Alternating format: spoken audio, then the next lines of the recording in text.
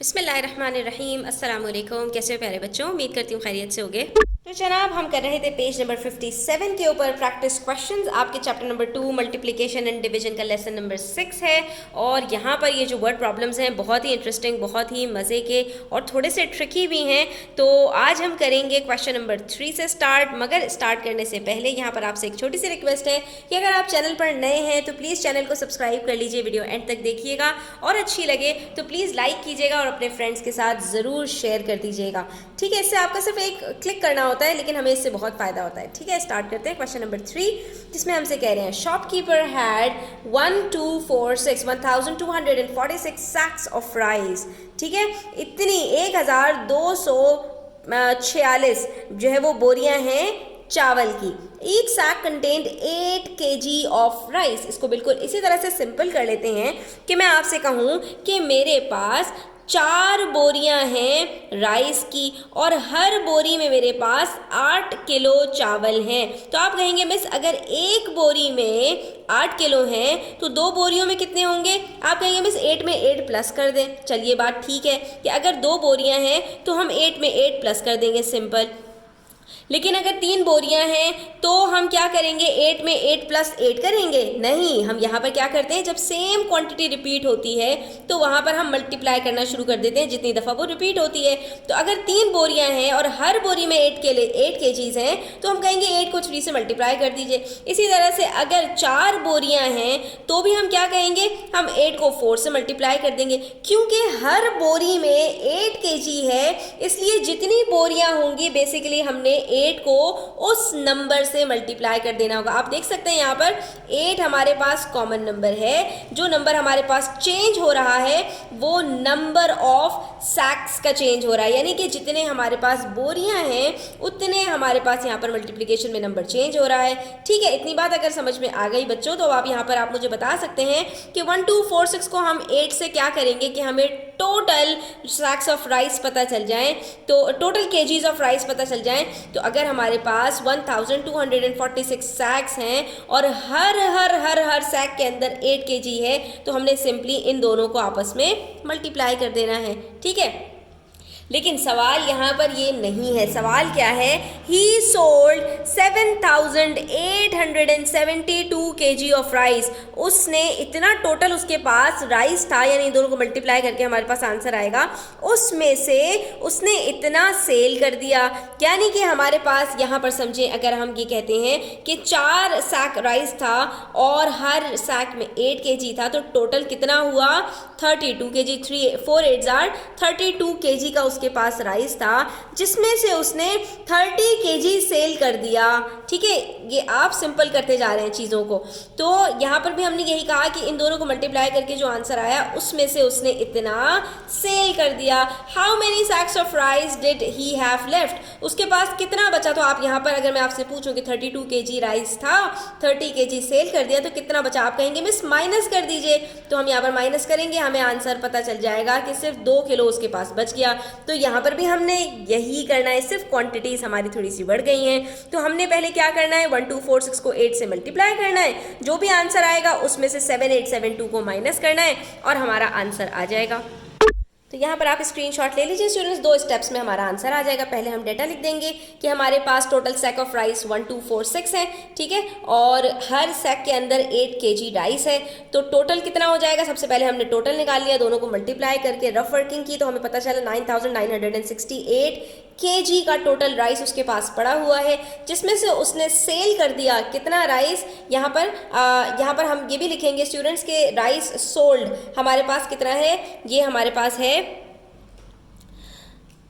7872। यहाँ पे मैंने मार्क लगा दिया गलती से, ये 7872 किलोग्राम से। ठीक है, इतना राइस उसने सेल कर दिया। तो रिक्वायर्ड में हमसे पूछना है कि कितना बच गया। तो हमने कहा कि भाई टोटल हमारे पास है 9968 kg का राइस, उसमें से हमने 7872 जब सेल कर दिया तो हमारे पास बाकी बच जाएगा 2096 kg rice.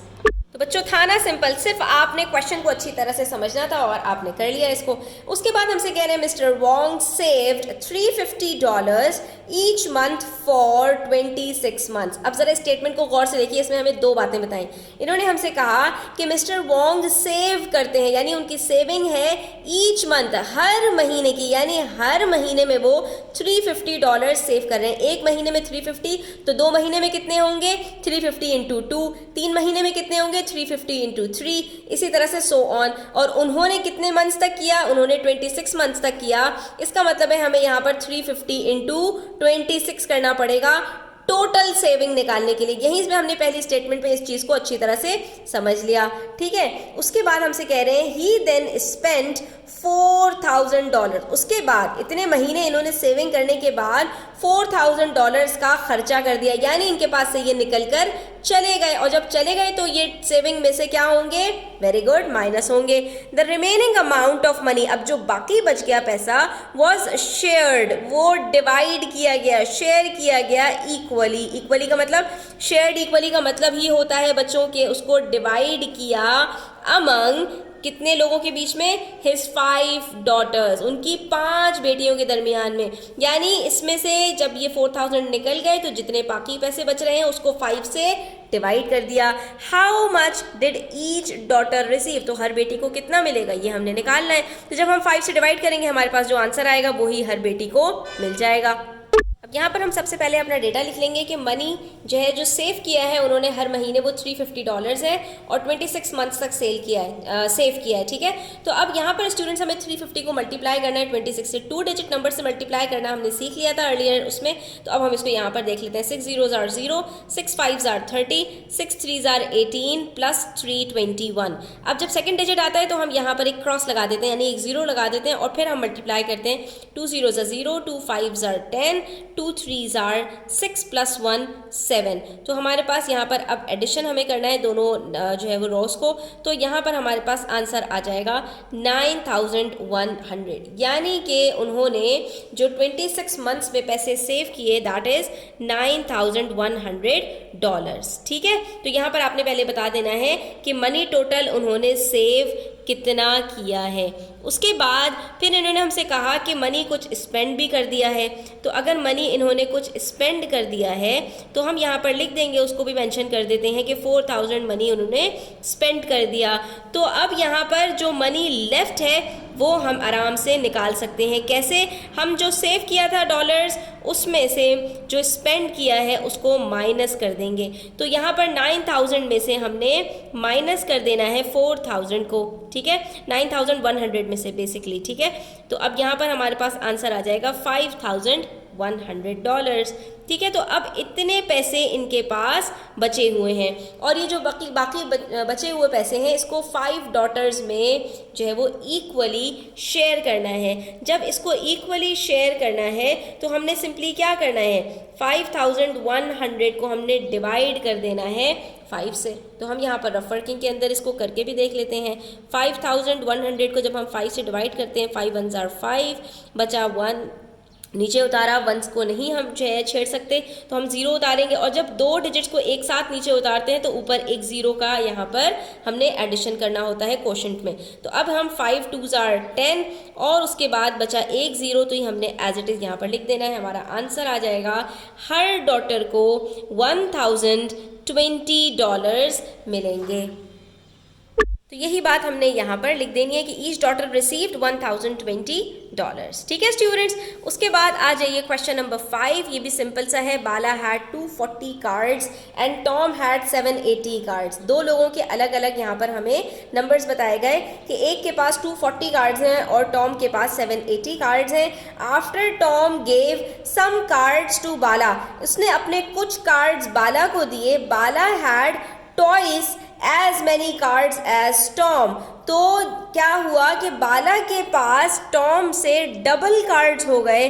How many cards did Tom give to Bala, तो बाला ने उसको कितने कार्ड्स दिए होंगे कि बाला के पास टॉम ने कितने कार्ड्स बाला को दिए होंगे कि बाला के पास टॉम से डबल कार्ड्स हो गए। तो इसके लिए स्टूडेंट्स हमें सिंपल क्या करना होगा, हम ये चीज़ कैसे निकाल सकते हैं कि बाला के पास जो कार्ड्स हैं वो डबल हो जाएं टॉम से। तो अगर आप गौर से देखें स्टूडेंट्स, अगर हम इन दोनों को ऐड कर दें, इन दोनों को प्लस कर दें, तो हमें टोटल पता चल जाएगा कि बाला और टॉम के पास मिलाकर कितने कार्ड्स हैं। ठीक है, हम ऐसा जब करेंगे स्टूडेंट्स तो उसके बाद हम अपने कार्ड्स को 3 से डिवाइड कर देंगे। जब हम 3 से डिवाइड करेंगे स्टूडेंट्स तो इससे हमें फ़ायदा ये होगा कि हम यहाँ पर पता लगा पाएंगे कि टॉम के पास 1 यूनिट कार्ड्स आएंगे और बाला के पास उसके डबल कार्ड्स होंगे। तो इस तरह से हमारे पास जो डिवीजन हो रही है वो बेसिकली 3 में डिवाइड हो रहे हैं। बाला के पास 2 यूनिट्स और टॉम के पास सिर्फ 1 यूनिट। पहले इस क्वेश्चन को ज़रा एक छोटी सी एग्जांपल से समझते हैं। बाला के पास समझिए 5 रुपीज़ है, ठीक है, और टॉम के पास 10 रुपीज़ है।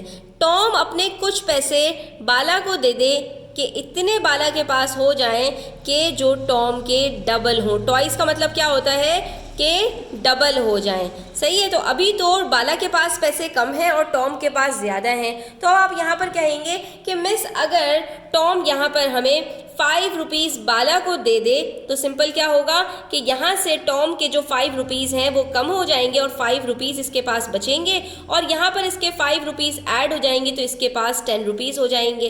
तो अगर टॉम 5 रुपीज़ बाला को दे दे तो यहाँ पर बाला के पास 10 रुपीज़ हो जाएंगे जो कि टॉम के पास जो लेफ्ट ओवर रुपीज़ हैं उसके डबल हैं। लेकिन ये एक्चुअली हम करेंगे कैसे? तो यहाँ पर स्टूडेंट्स देखिए आसान बात ये है कि अगर हम बाला और टॉम के जो रुपीज़ हैं इनको ऐड कर दें यानी 5 + 10 करें तो हमारे पास जो आंसर आएगा इसको हमने सिंपली 3 से डिवाइड कर देना है। 15 को जब हम 3 से डिवाइड करेंगे स्टूडेंट्स तो हमारे पास क्या आंसर आएगा, 3 5 are 15 होता है। तो ये बनेंगे 5 रुपीज़, यानी कि टॉम के पास 5 रुपीज़ होने चाहिए और बाला के पास 5 का डबल होना चाहिए। तो हमारे पास जो है वो यहाँ पर आंसर आ जाएगा कि हमने सिंपली क्या किया, दोनों के पास जितने रुपीज़ हैं उसको ऐड किया, जो हमारे पास आंसर आया उसको हमने 3 से डिवाइड कर दिया। हम यहाँ पर 3 से क्यों डिवाइड कर रहे हैं? क्योंकि हमें जो शेयरिंग करनी है वो दोनों में इक्वल नहीं करनी, बल्कि हमें टॉम को सिर्फ 1 यूनिट देना है और बाला को उसके डबल देना है। तो हमें 1 यूनिट निकालने के लिए 3 से डिवाइड करना पड़ेगा। जब हम 3 से डिवाइड करेंगे तो हमें टॉम के यूनिट्स पता चल जाएंगे जो कि 5 रुपीज़ हैं और बाला के पास उसके डबल हैं। तो यहाँ पर हमारे पास जो आंसर आ रहा है स्टूडेंट्स, इसका 5 को 1 से मल्टीप्लाई करके टॉम के रुपीज़ आते हैं और इसको 2 से मल्टीप्लाई करके बाला के रुपीज़ आते हैं, इसलिए हमने यहाँ पर इसको 3 से डिवाइड किया था। तो अब यहाँ पर भी हमने यही करना है। सबसे पहले हम डेटा लिख लेते हैं स्टूडेंट्स के बाला के पास थे कितने 240 कार्ड्स और टॉम के पास थे 780 कार्ड्स। लेकिन अब इन्होंने कुछ शफल किया और टॉम ने कुछ कार्ड्स उठाकर बाला को दे दिए। तो हमसे पूछ रहे हैं कि टॉम ने कितने कार्ड्स बाला को दिए हैं। इसके लिए हमें 2 स्टेप्स करने पड़ेंगे। सबसे पहले हम टोटल नंबर ऑफ कार्ड्स निकालेंगे, यानी दोनों के पास टोटल मिलाकर कितने कार्ड्स हैं वो हमने यहाँ पर प्लस कर लिया। जब हमने प्लस किया तो हमारे पास 1020 कार्ड्स आए। उसके बाद हमने इसको 3 से डिवाइड किया। हमें इक्वली डिवाइड नहीं करना था ना, क्योंकि दोनों को बराबर नहीं चाहिए बल्कि टॉम को डबल चाहिए। तो हमने इसको 3 से डिवाइड किया और उसके बाद जब 3 से डिवाइड किया तो हमें पता चल गया कि भाई टॉम ने जब अपने कार्ड्स कुछ दे दिए तो अब टॉम के पास 340 कार्ड्स बचे हैं और बाला के पास उसके डबल है। तो बाला के पास 340 × 2 दैट इज 680 कार्ड्स हैं आउट ऑफ 1020। अब डिवीजन इस तरह से हुआ कि 1 यूनिट जो है वो टॉम के पास है और 2 यूनिट्स जो है वो बाला के पास है। लेकिन सवाल इन्होंने हमसे ये पूछा था कि टॉम ने बाला को कितने कार्ड्स दिए हैं। तो ये हम कैसे निकाल सकते हैं? जब हमें ये पता हो कि टॉम के पास पहले कितने थे 780 कार्ड्स, टॉम के पास अब कितने हैं 340 कार्ड्स, तो बेसिकली जो डिफरेंस आ रहा है यहाँ पर यही जो है वो टॉम ने बाला को नंबर ऑफ कार्ड्स दिए हैं। तो अब यहाँ पर हम यहाँ पर लिख देंगे स्टूडेंट्स कि Tom gave 440 cards to Bala. उसने अपने कितने कार्ड्स दिए हैं? 780 जो उसके पास पहले थे, उसने अपने आधे से ज़्यादा कार्ड्स 440 कार्ड्स दे दिए। तो अब टॉम के पास 340 कार्ड्स उसने, हाँ, तो अब उसके पास 340 कार्ड्स बच गए। ठीक है, तो इसलिए हमने यहाँ पर जितने कार्ड्स उसके पास पहले थे और अब जितने बच गए उसको माइनस किया, तो हमें ये पता चल गया कि इसने कितने नंबर ऑफ कार्ड्स अपने दिए हैं, जो कि हमसे सवाल पूछा गया था। तो हमारे पास आंसर आ जाएगा कि Tom gave 440 cards to Bala। अगर कोई बात समझ में ना आई हो स्टूडेंट्स, तो दोबारा से फॉरवर्ड रिवाइंड करके देखिएगा वीडियो, इंशाल्लाह आपको ये क्लियर हो जाएगा। और बार बार प्रैक्टिस कीजिएगा, तो इससे आपको बहुत अच्छी इसकी ग्रिप आ जाएगी। क्वेश्चन ये आपके पास चैप्टर नंबर जो आपके पास फ्रैक्शंस का है क्लास 5 में, इसमें आपके बहुत काम आएंगे ये वर्ड प्रॉब्लम्स। वहाँ पर इस तरह के वर्ड प्रॉब्लम्स की भरमार है, तो अभी से प्रैक्टिस कीजिए और बार बार प्रैक्टिस कीजिए, तो इंशाल्लाह आप इसके अंदर माहिर हो जाएंगे। आज के लिए इतना ही। उम्मीद करती हूँ वीडियो अच्छी लगी होगी। अच्छी लगे तो लाइक कीजिएगा, अपने फ्रेंड्स के साथ शेयर कीजिएगा। अपना बहुत सारा ख्याल रखिएगा। अल्लाह हाफिज़।